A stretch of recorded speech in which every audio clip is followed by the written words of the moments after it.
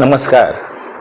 उम्मीद है आप लोग स्वस्थ और सानंद होंगे। कल तो चुनाव के जो भी परिणाम होंगे सामने आ ही जाएंगे, इसलिए चलिए आ जाओ थोड़ी एग्जिट पोल की बात कर लेते हैं।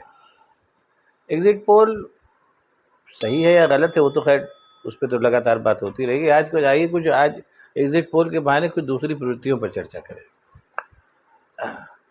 असल में अब हम लोग क्या हिंदुस्तान में एक ख़ास बात है कि कुछ भी चीज़ जो बाहर से आती है उसका कुछ समय बाद हिंदुस्तानीकरण करके हम लोग उसको ख़राब कर देते हैं।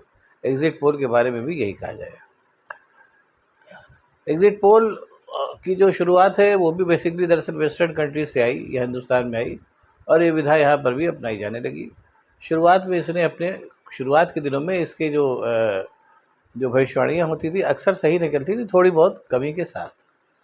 कालांतर में इसको भी पैसा कमाने का साधन बना दिया गया, जैसा हिंदुस्तान में होता है, और उसमें पार्टियों का जो है वो उसमें काफ़ी कुछ उसमें स्वार्थ भी लिप्त होता है। एक बात मैं आपको बताऊंगा, बहुत पुरानी बात है, किस समय की ये तो मुझे भूल गया, लेकिन एक एग्जैक्ट समय इसलिए मैं नहीं बता सकता, लेकिन चूंकि ये इससे संबंधित मिलता जुलता किस्सा इसलिए आपको बता रहा हूँ। मुलायम सिंह ज़माने की बात थी और उस ज़माने में अखबार, यहाँ ये हिंदुस्तान लोकल अखबार, उत्तर प्रदेश के अखबार की बात है। अखबार का भी नाम लेना मैं उचित नहीं समझता क्योंकि पेशे की बात है। प्रसिद्ध अखबार था अपने समय का। तो उस समय इस तरीके से एग्जिट पोल तो उसको नहीं कहेंगे, लेकिन जैसे चुनाव के पहले का जो सर्वे निकलता है उस तरीके का एक सर्वे जो था एंड टाइम पे निकला, और उस निकलने से वो मुलायम सिंह उस ज़माने में उसके बाद चीफ मिनिस्टर बने। उस सर्वे के निकलने से समाजवादी पार्टी को फ़ायदा हुआ। तो जो फ्रिंज पे बैठे लोग थे वो एक तरीके से समाजवादी पार्टी की तरफ चले गए। बाद में पता चला कि वो उसमें उस सर्वे में चुनाव के एक दिन पहले ये निकला था कि समाजवादी पार्टी जीत सकती है। उस समय मेरी इतनी वो भी नहीं थी, मतलब इतना मैं समझदार भी नहीं था, लेकिन उस इत्तेफाक ऐसा हुआ कि कालांतर में और मैं शायद पत्रकारिता में भी नहीं था उस समय, या था भी तो बिल्कुल एकदम शुरुआती दौर था। तो उसके बाद में जिसने ये सर्वे कराया था, इत्तेफाक से मुझे उनसे मिलने का मौका मिला। तो वहाँ से पता चला कि वो सर्वे जानबूझ करके पैसा दे के कराया गया था और एक अखबार में छपवाया गया था। उससे जो था जो ऐसे जो वोटर्स होते हैं, जो सतह के वोटर्स हैं, उन्होंने समाजवादी पार्टी के पक्ष में वोट दिए और वो पार्टी जीत गई। उस समय के एक नामचीन संपादक को ये काम करने के लिए क्या क्या मिला एक ज़माने में, उस ज़माने में मीडिया में चर्चा का विषय हुआ करता था। ये मैंने इसलिए बताया कि अपने हिंदुस्तान में जो भी चीज़ आती है उसका जो है इंडियनाइजेशन करके उसको नष्ट कर दिया जाता है।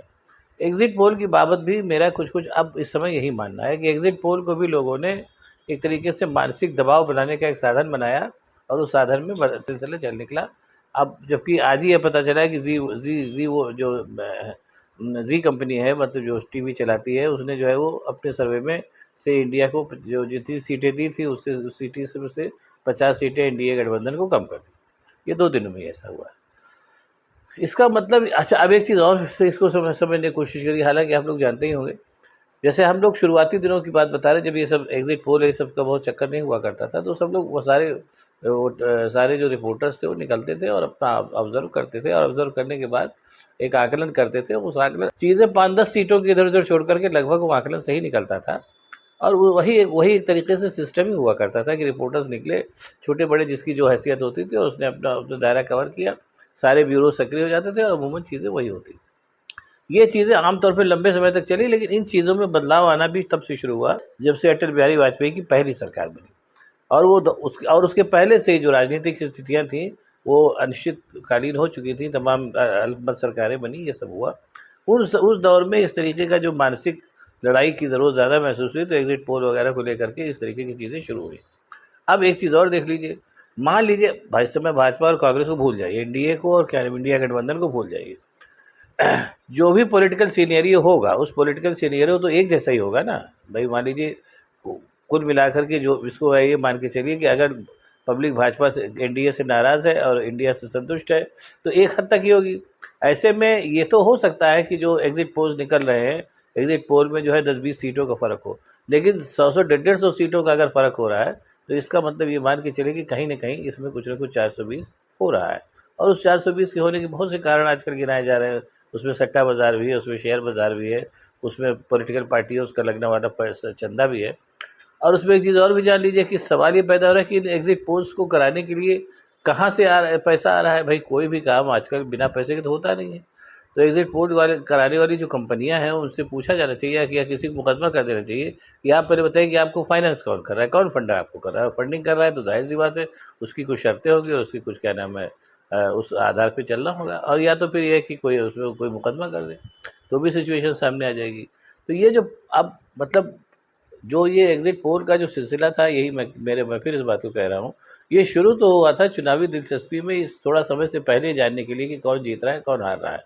लेकिन बाद में जैसा मैंने कहा कि इसका इंडियनाइजेशन करके और इसको तरह तरह की उससे संबद्ध करके और इसका सत्यानाश कर दिया गया है। और कुल मिलाकर की स्थिति ये हो गई कि अब एग्जिट पोल पर भी कोई भरोसा नहीं कर रहा है।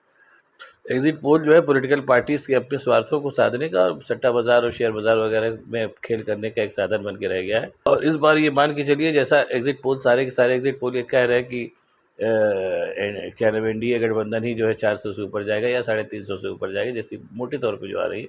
अगर इस बार सिचुएशन वाइस वर्सा हो जाती है, यानी एनडीए गठबंधन उतना नहीं करता है और इंडिया जीत जाता है या इंडिया को सीटें ज़्यादा मिल जाती है, तो ये मान के चलिए कि एग्जिट पोल अपनी साख खोने के अंतिम चरण में है। इसके बाद फिर एग्जिट पोल पे कोई भरोसा नहीं करेगा, या फिर अगर करेगा भी तो वो सट्टा बाज़ार और शेयर वेयर बाज़ार को उठाने के लिए उसका कुछ किया जाएगा। और एग्जिट पोल ये मान के चलिए कि इस बार जो हो रहा है, इस बार एग्जिट पोल जो है अपनी आखिरी पारी खेल रहा है। देखिए क्या होता है, जीत हार तो लगी ही रहती है। और ये भी जान लीजिए कि कोई भी पार्टी या कोई भी कितना भी 420 करे, कितना भी फ्रॉड करे, उसका एक समय होता है। जब एकाधिकारवादी पार्टी या वंशवादी शासन नहीं रह गया तो लोकतंत्र में तो चीज़ें बदली ही जाती हैं। और ये भी मान के चलिए कि कोई भी दूध का धुला नहीं, सभी अपने अपने समय पे ये सब काम करते हैं। लेकिन फिर मैं इस बात को कह के बात ख़त्म करूँगा कि अगर एग्जिट पोल इस बार जो हो रहा है उन एग्जिट पोल के एकदम विरोधाभासी नतीजे सामने आते हैं, तो ये मान के चलिए कि एग्जिट पोल की परंपरा का भारत में ये जो है अंतिम दौर है। इसके बाद एग्जिट पोल पर भी लोगों को भरोसा उठ जाएगा और लोग ख़त्म करेंगे। जैसे समाचार माध्यमों पर से भरोसा उठ गया है, इसी यही सब चीज़ें हैं। वो जब आप अपना मूल काम छोड़ करके किसी के क्या नाम स्वार्थ संधान में लग जाते हैं, तो ये मान के चलिए कि आप चीज़ों को खो देते हैं। समय थोड़ा ज़्यादा कम लग सकता है। यही चीज़ एग्जिट पोल के साथ भी होने जा रहा है। देखिए क्या होता है। कल तो खैर चुनाव के रिजल्ट सामने आएगा ही। अब आपको अगर ये वीडियो पसंद आए तो उसको शेयर करिए, लाइक करिए, साथ ही साथ मेरे चैनल को सब्सक्राइब करिए ताकि मैं और भी ऐसी बातें आपको बताता रह सकूँ। बहुत बहुत धन्यवाद। नमस्कार।